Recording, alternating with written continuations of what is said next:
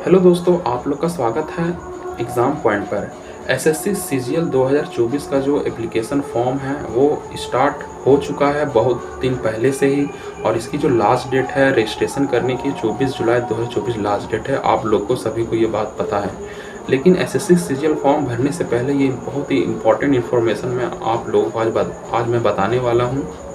क्योंकि बहुत से लोग जो हैं वो डायरेक्ट ऑनलाइन एप्लीकेशन फॉर्म भर देते हैं। कुछ इम्पॉर्टेंट बात वो लोग को नहीं पता रहता है कि ऑनलाइन एप्लीकेशन फॉर्म भरने से पहले सबसे पहले आपको नोटिफिकेशन को हर एक पॉइंट को पढ़ना बहुत ज़रूरी होता है कि इसमें क्या क्या रिक्वायरमेंट है, क्या क्या एलिजिबिलिटी है, तो ये आप फॉर्म को भरें। बगैर नोटिफिकेशन को पढ़े हुए कोई भी आप ऑनलाइन एप्लीकेशन फॉर्म को नहीं भरें।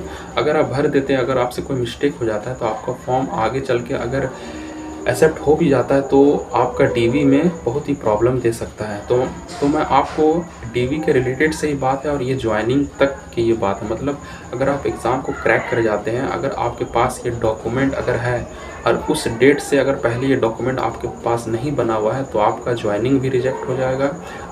अगर आप डीवी तक पहुंच भी जाते हैं तो डीवी के बाद आपका सिलेक्शन को रिजेक्ट कर दिया जाएगा। दोस्तों, इसी के बारे में मैं आपसे आज बात करने वाला हूं। अगर आप SC ST OBC EWS PWBD category से अगर आप फॉर्म को भर रहे हैं तो आपको 24 जुलाई 2024 से पहले ये सारा डॉक्यूमेंट आपके पास बनकर बिल्कुल तैयार रहना चाहिए। अगर 24 जुलाई के बाद अगर आपके पास बनाते हैं तो आपका ये फॉर्म भरना बिल्कुल बेकार जाएगा, बिल्कुल वेस्ट हो जाएगा। जब आप डॉक्यूमेंट वेरिफिकेशन में जाएंगे तो आपको उसी टाइम वहाँ पे रिजेक्ट कर दिया जाएगा। और 24 जुलाई 2024 से पहले से लेकर मतलब 3 साल पहले का अगर आपका पास डॉक्यूमेंट है फाइनेंशियल ईयर के, तो आपका ये डॉक्यूमेंट्स वैलिड है। अगर 3 साल ज़्यादा हो जा रहा है 24 जुलाई 2024 के बाद से, मतलब आप एक छोटा सा एग्जांपल समझ लीजिए। अगर आपके पास 22 का बना हुआ 2022 का कोई भी कैटेगरी सर्टिफिकेट, जैसे 2022, 23, 24, तो ये आपके पास वैलिड है।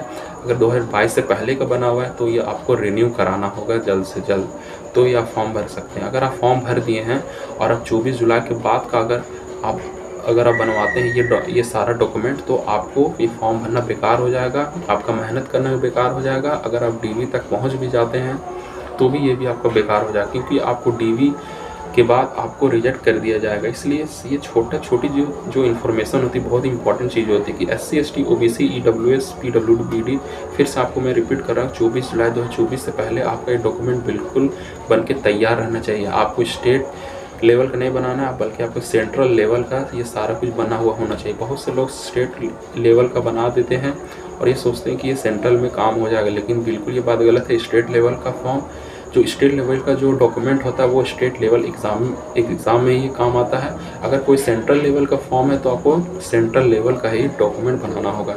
और दूसरी मोस्ट इम्पॉर्टेंट बात यह है कि अगर आप EWS से बिलोंग कर रहे हैं तो आपको एक इनकम सर्टिफिकेट भी शो करना होता है डीवी के टाइम। तो वो कब का चाहिए? आपको चाहिए फाइनेंशियल ईयर 2023-24 का, और फाइनेंशियल ईयर 2024 से लेकर 25 तक, मतलब 2022-23 का आपके पास अगर इनकम सर्टिफिकेट बना हुआ है तो ये आपका बिल्कुल वेस्ट है। आपका फॉर्म भरना बेकार है और आपका डीवी के टाइम सिलेक्शन को रिजेक्ट कर दिया जाएगा। इसलिए ये बहुत ही मोस्ट इम्पॉर्टेंट बात है कि आपका EWS से अगर आप बिलोंग कर रहे हैं, अगर इसके थ्रू फॉर्म भर रहे हैं EWS कैटेगरी में, तो आपके पास 2023 से लेकर 2024 का आपके पास मतलब इनकम सर्टिफिकेट होना चाहिए। 2022-23 का नहीं चलेगा। अगर आपके पास नहीं बना हुआ तो जल्द से जल्द अब बना ले 24 जुलाई 2024 से पहले। ये दोस्तों, ये रहा आज बहुत ही मोस्ट इम्पॉर्टेंट बात। अगर आप इसी तरह आप मेरे चैनल से रोज़ नई इन्फॉर्मेशन लेना चाहते हैं, कोई भी गवर्नमेंट जॉब के बारे में या फिर कोई भी बात अगर पूछना चाहते हैं, तो आप मेरे चैनल से कमेंट में जाके पूछ सकते हैं, मैं आपको तुरंत रिप्लाई दूंगा। ये वीडियो पूरा देखने के लिए आप लोग का बहुत बहुत थैंक यू।